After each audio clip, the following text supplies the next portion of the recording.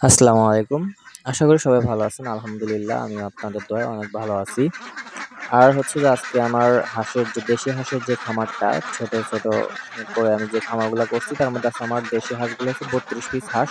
তার মধ্যে বাচ্চা হচ্ছে ১৬ পিস আর বাকি ১৫ পিস আর বাকি ১৭ পিস হচ্ছে বড় অ্যাডাল্ট। যারা কিনা আজকে ফার্স্ট টাইম আমার মানে খামারে ডিম দিছে। আলহামদুলিল্লাহ যে তারা আজকে ডিম দিছে আমি এটা হচ্ছে দেখার পর খুবই ভালো লাগতেছিল। কারণ এটা একদমই ফার্স্ট টাইম আমার হচ্ছে যে হাঁসের ডিম পাড়ছে। তো এখানে লুকায়ে রাখছে ঘাসের নিচে। তো হচ্ছে যে কয়টা ডিম পাড়ছে সেটাই দেখবো আজকে।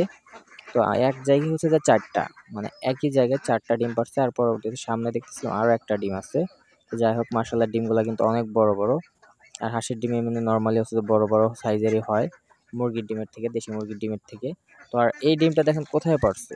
আল্লাহ! মানে ও কিভাবে এখানে মানে যে পলিথিনের ভিতরে ঢুকায়ে রাখছে মানে একদম লুকায়ে রাখছে। বুঝার উপায় নাই যে এখানে ও ডিম পাড়ছে। তো যাই হোক আলহামদুলিল্লাহ আমার ফার্স্ট টাইম ডিমগুলা দেখার পরে আমার সকালে খুবই ভালো লাগতেছিল। পরবর্তীতে ভাবলাম না আপনাদেরকে ভিডিওটা শেয়ার করি। আর হচ্ছে যে আমার যে হাঁসগুলা ছিল সেটা হচ্ছে যে ১৫ পিস হচ্ছে বাচ্চা হাঁস, ছোট হাঁস আর হচ্ছে যে ১৭ পিস বড়।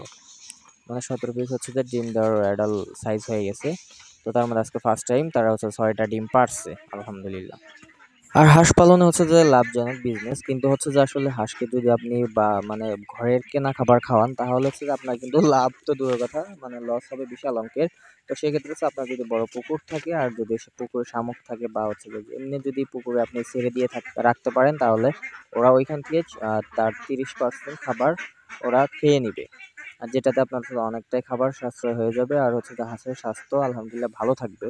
তো যারাই হচ্ছে যে হাঁস চাষ করতে চাচ্ছেন, করতে চাইলে হাঁস পালন আসলে যদি করার জন্য উপযুক্ত যে প্লেসটা, উপযুক্ত স্থান, উপযুক্ত ওদের বিচরণ করার জায়গাটা যদি আপনারা নির্বাচিত করতে পারেন, দিতে পারেন তাহলে হাঁস পালনে আলহামদুলিল্লাহ লাভবান হতে হতে পারবেন।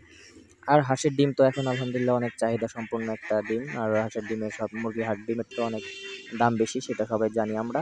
তো যাই হোক আমার হাঁসগুলো আলহামদুলিল্লাহ সুস্থ আছে। আর আমার হাঁসের হচ্ছে যে খামারটা হচ্ছে যে আমি একদম পুকুরের উপরে করছি। আর হচ্ছে আমার হাঁসগুলো এখানে এসে খাবার খায়। আমরা সকালে খাবার খাওয়ায় বের করে দেই। বের করে দেওয়ার পরে ওরা হচ্ছে সন্ধ্যা পর্যন্ত প্রায় আসরের নামাজ পর্যন্ত এখানে খায়। শামুক-টামুক আছে এদিকে এই পুকুরটা যেহেতু আমাদের পাশেই। তো হচ্ছে যে এখানে খেতে পারে। আর এখানে অনেক সাম আছে যেগুলো হচ্ছে খাইতে পারে। তো সবাই দোয়া করবেন আমার হাঁসের জন্য।